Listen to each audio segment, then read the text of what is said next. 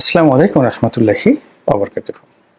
সম্মানিত দর্শক, আজকের যে বিষয়টি নিয়ে আলোচনা করব এটার তেমন কোনো সিরিয়াস বিষয় নয়, অনেকটা ফোক ফ্যান্টাসি প্রকৃতির। আমাদের দৈনন্দিন জীবনে আমরা প্রায় খুব সিরিয়াস কথাবার্তা বলি, ভীষণ রকম সিরিয়াস।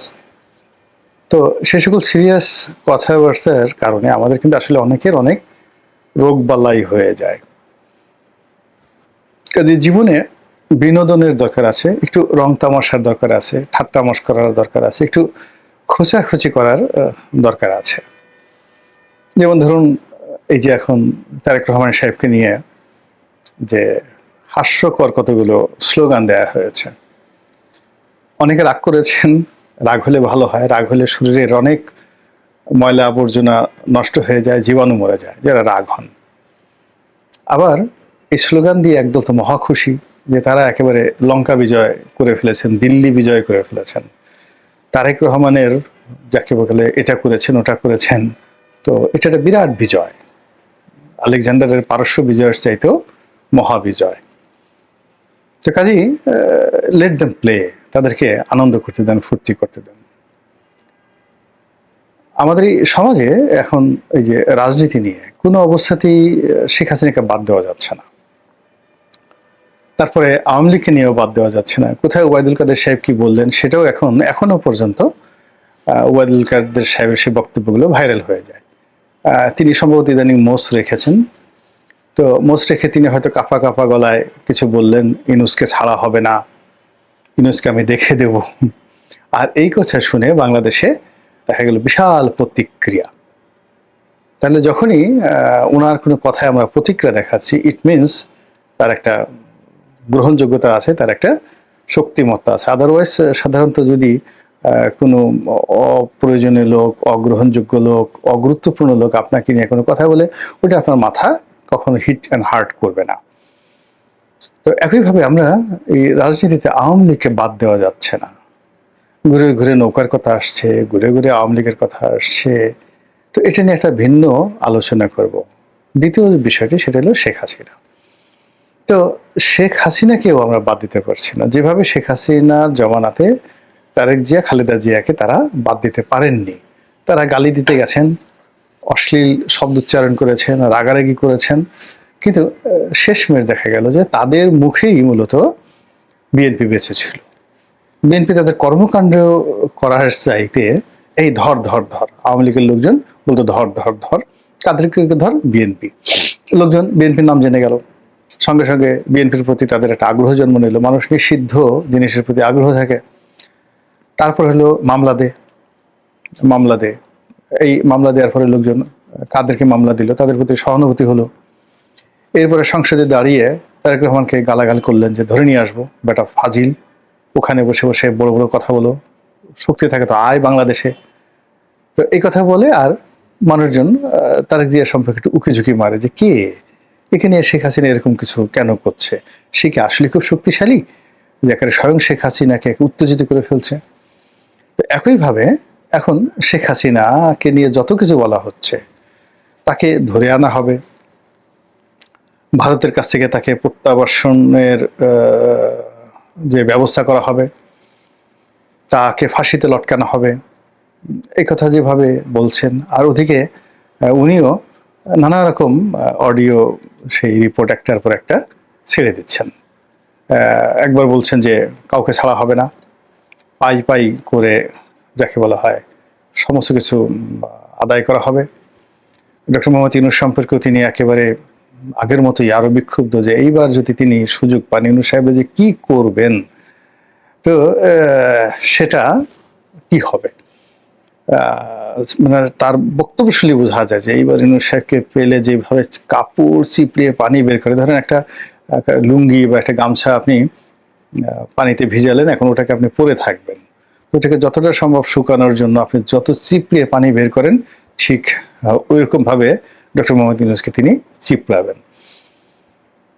আর যেটা আছে সেটা হলো যে তিনি প্রায় প্রতিদিনই, যেহেতু রাজনীতি করা মানুষ, রাজনীতির মধ্যে অনেক কিছু আছে যেগুলো তিনি জানেন, বোঝেন।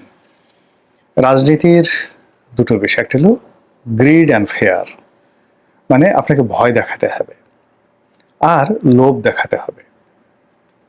এটা রাজনীতিবিদরা যত সুন্দরভাবে করতে পারে তারাই সফল হয়। আপনি যদি ভয় দেখাতে না পারেন, আপনার যদি নখ না থাকে, দাঁত না থাকে, মানুষকে কামড় দেওয়ার ক্ষমতা না থাকে, খামচি দেওয়ার ক্ষমতা না থাকে, মানুষের ঘাড় মোটকে দেওয়ার ক্ষমতা না থাকে, কেউ আপনাকে পাত্তা দেবে না। যেভাবে দেখেন আমাদের স্বরাষ্ট্র উপদেষ্টা, সহজ সরল মানুষ, ভদ্রলোক মানুষ, আমরা তাকে নিয়ে কত রকম ট্রল করছি।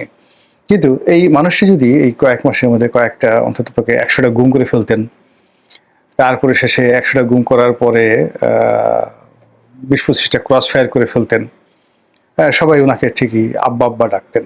এখন আমরা দুলাভাই ডাকার চেষ্টা করি, তখন আমরা সবাই বলতাম যে না, এটা বাঘের বাচ্চা পেয়েছি বটে, এই আমাদের জাতির পিতা হওয়ার উপযুক্ত। মানে এই হলো মানুষের মানসিকতা, শক্তির ভক্ত নরমের জম। তো যে কোনো কারণে হোক না কেন, শেখ হাসিনা তার বিগত যে শাসনকালে আয়রন লেডি হিসেবে সারা দুনিয়াতে তিনি একটা ভাবমূর্তি গড়ে তুলেছেন। বিশ্বের সবচেয়ে ক্ষমতাধর নারী, বাংলাদেশের সবচেয়ে ক্ষমতাধর মানে রাজা বাদশাহ, এরকম একটা অভিব্যক্তি। তারপরে শেষে বাঘে ধরলে বাঘে ছাড়ে, কিন্তু শেখ হাসিনা ধরলে শেখ হাসিনা ছাড়ে না। এ কথা তো সুরঞ্জিত বাবু বলে ফেলেছেন। এবং ওনার সেই যে চোখ, শি হ্যাজ এ ক্যাশ চাই, মানে একটু সাদা সাদা চোখ, যেটাকে আমরা বলা হয় বিড়াল চক্ষু বা বিলাই চক্ষু। তো এই ধরনের যাদের চোখ বিড়াল চক্ষু, তারা খুব মানে রাগী হন, জেদি হন, প্রতিহিংসা পরায়ণ হন এবং ক্ষমা করেন না। মানে ভুলে যান, যেমন 111-এর কথা বলছেন যে আমি সেই তাদেরকে ক্ষমা করেছি কিন্তু আমি ভুলবো না, কিন্তু আলটিমেটলি তিনি ভুলেনও নাই, ক্ষমাও করেন নাই। ১১ সময় তার দলের যে সমস্ত লোকজন তার সাথে বেইমানি করেছে, প্রত্যেকটাকে বাপের নাম ভুলিয়ে দিয়েছেন। সবগুলার চাপা ঠাপা সবকিছু ১২টা বেজে গেছে। মানে আমি ২-৪ জনের নাম বলবো না, যেহেতু এখন সবাই খুব বিপদের মধ্যে আছেন। এই ছাত্রলীগের ফুলাফান দিয়ে দেখা গেল যে অনেক বড় বড় নেতা তাদের পাঞ্জাবি ছিঁড়ে দেওয়া হয়েছে, গালের উপর চর থাপ্পড় মারা হয়েছে। এমন কথা তারা বলতে পারবে না যে আমরা এইভাবে চর থাপ্পড় খেয়েছি, এবং এই জিনিসগুলো করা হয়েছে। তো এরকম মানে যারা ক্যাশ চাই তাদের মধ্যে এই জিনিসগুলো থাকে।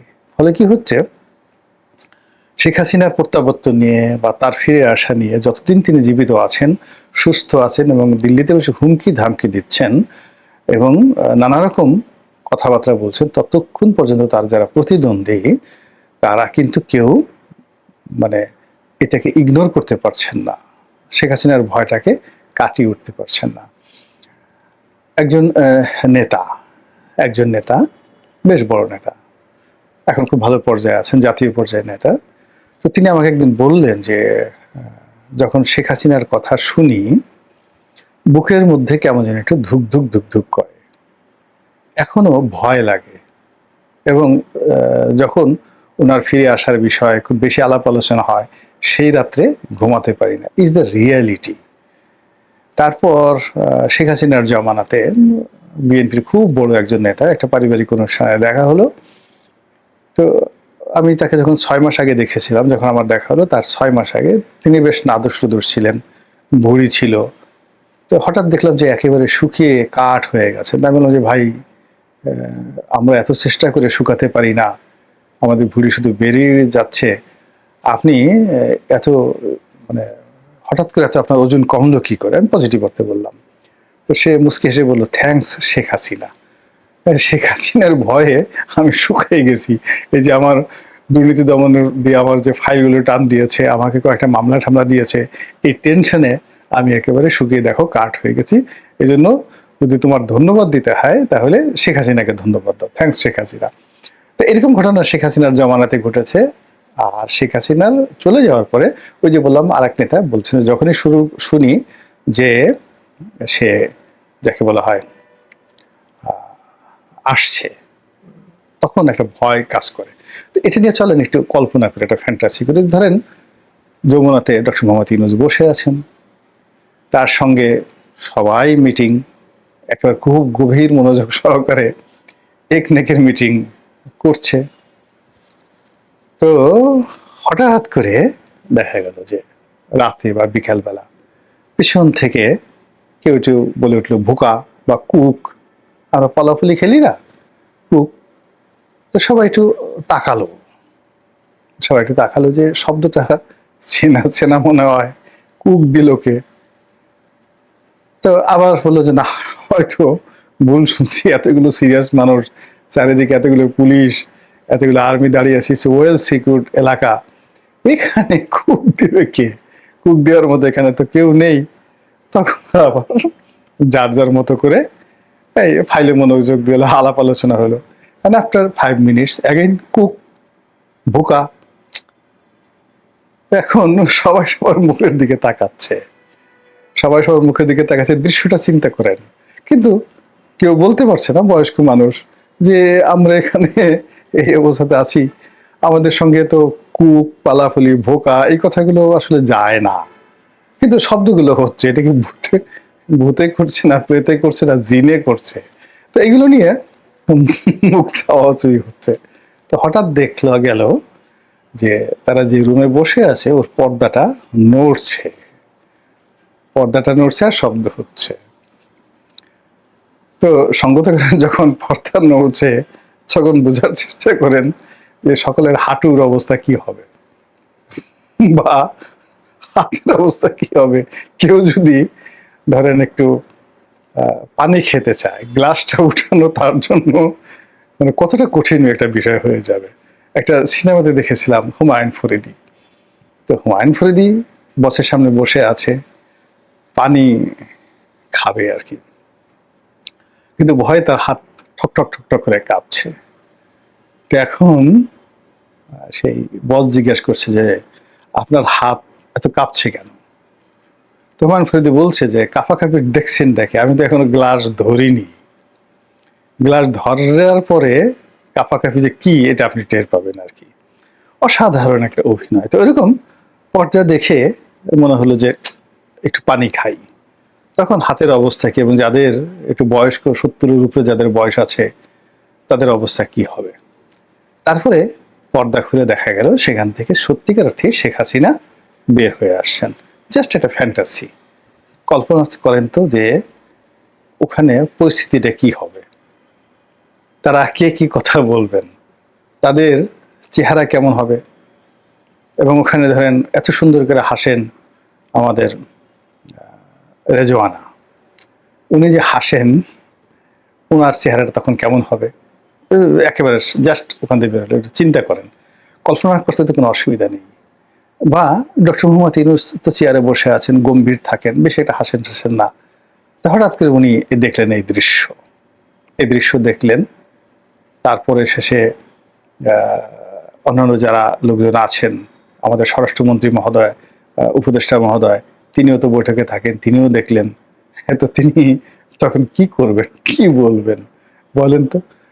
তো এই যে অবস্থা, আমরা আলাপ আলোচনা করছি শেখ হাসিনাকে নিয়ে, এটা এই যে যে কথাটা বললাম, এটা আপনার কাছে যতই ফ্যান্টাসি মনে হোক না কেন, আপনার কাছে যতই এটা হাস্যকর মনে হোক না কেন, কিন্তু বাস্তবে যারা শেখ হাসিনার অপোজিটে দাঁড়িয়ে আছেন, প্রতিদ্বন্দ্বী হিসাবে, শত্রু হিসাবে, আমি যেটা দুষ্টামি করে বললাম, হাসতে হাসতে যে কথাগুলো বললাম, এগুলো তাদের অনেকের নিকট এই শব্দগুলো বা শেখ হাসিনা নামক শব্দটি রীতিমতো ভয়ানক দুঃস্বপ্ন।